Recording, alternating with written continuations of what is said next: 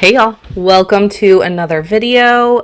Today's video is going to be pretty short and sweet. We're just preserving up my cabbage. I got a pretty decent harvest. We ate quite a bit of it fresh.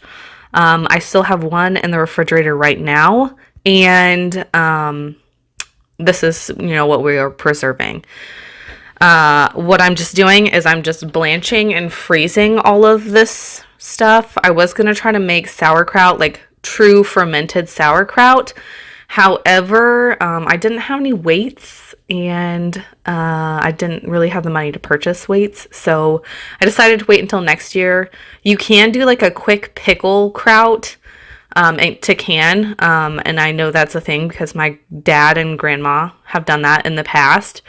But that's not, I really wanted to try like true fermented sauerkraut, and I just didn't have the means to do it yet. So, I just decided to freeze everything. You can make this frozen stuff into a quick kraut, pretty easily. So, that's what I'm doing. And what I'm doing is I'm just running it over after I've cut it into eighths and cored it and peeled all the yucky outside part off. I am just blanching it in hot water, and literally you just blanch it long enough for the leaves to change colors. So like the color of cabbage, and then whenever you blanch it, it kind of brightens up the color.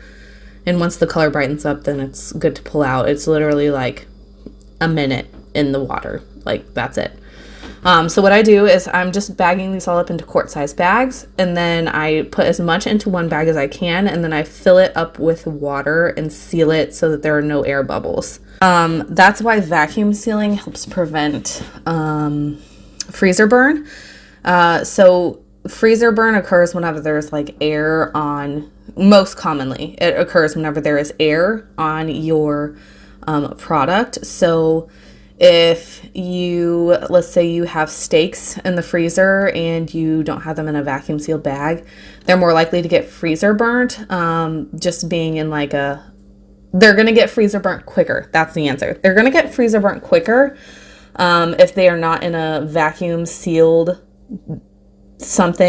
bag, I guess. And that's why a lot of times meat in the freezer section will be vacuum sealed or cryovac or whatever, it's vacuum sealed.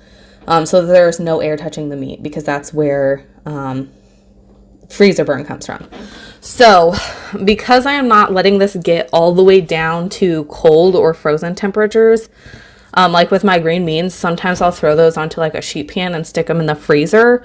And then after I blanch them, and then once they're, cold or nearly frozen, I'll pull them out and throw them into a vacuum seal bag and just vacuum seal them so that the bag doesn't expand any. Like if you've got a hot product that you're putting into a vacuum seal bag, your vacuum seal is not going to take, because the heat is going to expand the air inside the bag, if that makes sense. It's just kind of like science, but I know not everybody knows or understands that. So, for these, I don't have the time to bring it down to cold, cold frozen temperatures. So I'm just bagging it and then filling it with water to prevent freezer burn. And then whenever I take it out of the freezer, I just snip a hole in the corner down at the bottom, and then just put it in my sink for it to like drain and thaw. And then I just cook it as I normally would cook cabbage.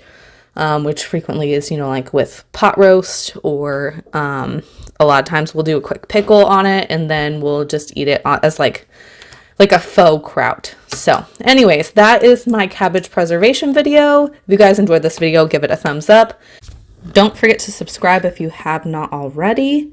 And I hope you guys have an awesome rest of your week. Bye, y'all.